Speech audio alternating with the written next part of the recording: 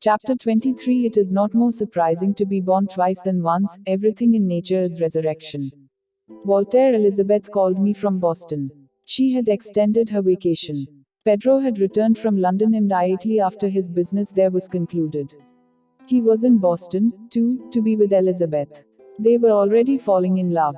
They had begun to compare their experiences of past lives, which they both remembered vividly. They were discovering each other, once again. He really is special, she commented. So are you, I reminded her. Following my experiences with Elizabeth and Pedro, my practice has taken an indescribably beautiful leap into the mystical and magical. When I conduct large workshops in which each participant is presented with the opportunity to experience deeply relaxed and hypnotic states, the frequency of magical events rises dramatically. The range of experiences extends far beyond past lives and reincarnation. Beautiful spiritual and mystical events emerge frequently and with life-transforming power. I have been blessed to help facilitate these events. Here is what happened in one 2-week span.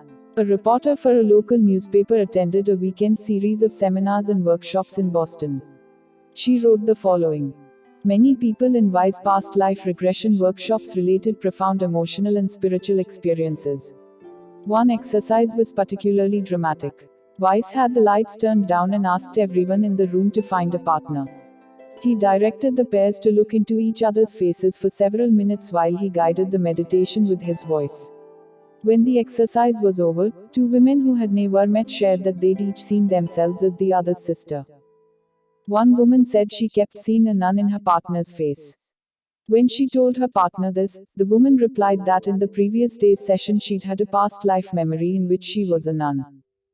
Most amazing was a local woman who saw in her partner's face her 19-and-a-half-year-old brother who'd been killed in World War II.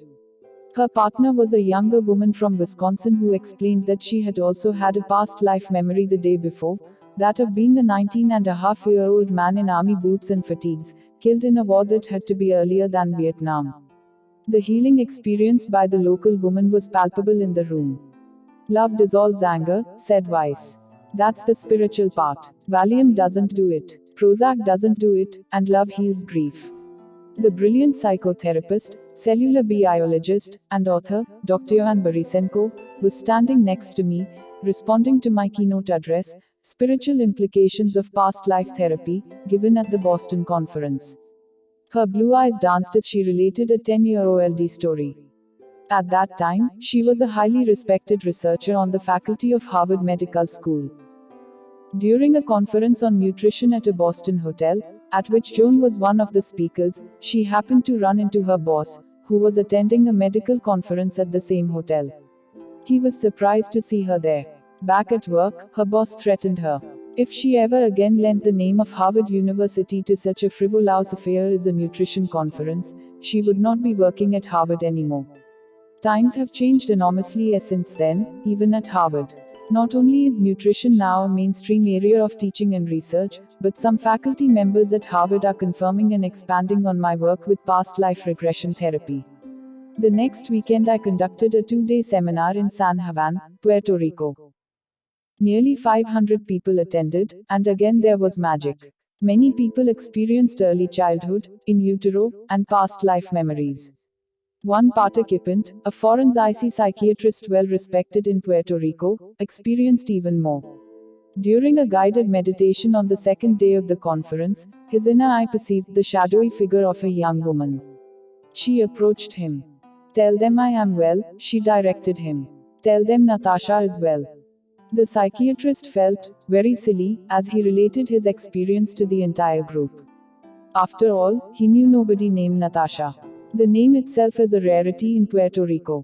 And the message related by the ghost-like girl had no connection to anything happening in the conference or in his personal life.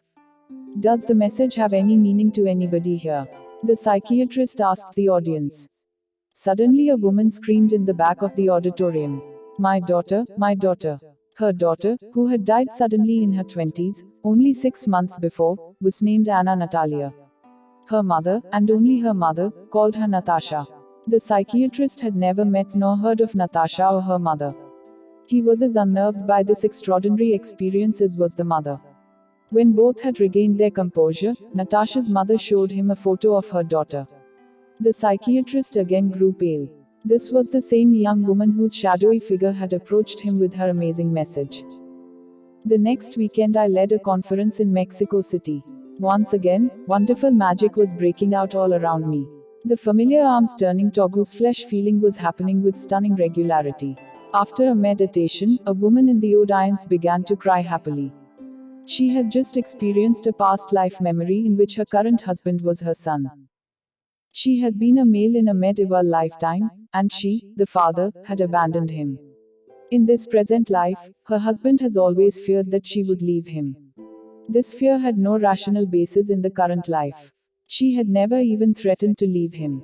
She reassured him constantly, but his overwhelming insecurity devastated his life and was poisoning the relationship. Now she understood the real source of her husband's dread. She rushed to telephone him with the answer and with her reassurance that she would never leave him again. Relationships can sometimes heal incredibly fast. At the end of the seminar's second day, as I was signing books, a woman came through the line, crying softly. "Thank you so much," she whispered as she took my hand. "You don't know what you have done for me. I've had terrible pains in my upper back for the past 10 years. I've been to doctors here, in Houston, and Los Angeles. Nobody has been able to help me, and I've suffered terribly. In the past life regression yesterday, I saw myself as a soldier being stabbed in the back, just below the neck. Just where my pain is. The pain disappeared, for the first time in 10 years, and it's still gone." She was so happy she could not stop smiling and crying. Lately I've been telling people that regression therapy can take weeks or months to work, that they should not get discouraged because the process seems to be going as slowly. This lady reminded me that progress can also be unbelievably rapid. As she walked away, I wondered what other miracles the future would bring. The more I see my patients and workshop participants recalling memories of their past lives, and the more I witness their magical and mystical experiences, the more I am reminded that the concept of reincarnation is only a bridge. The therapeutic results of walking over this bridge are beyond question. People get better, even if they don't believe in past lives. The belief of the therapist isn't important either. Memories are allocated and symptoms resolve. So many people, however, become fixated on the bridge rather than finding what lies beyond. They obsess about minor details, names, historical accuracies. Their whole focus is on discovering as many details from as many past lives as they can. They are missing the forest for the trees. Reincarnation is a bridge to greater knowledge, wisdom, and understanding. It reminds us of what we take with us and what we do not, of why we are here and of what we need to accomplish in order to move on. It reminds us of the incredible guidance and help along the way, and of our loved ones returning with us to share our steps and to ease our burdens.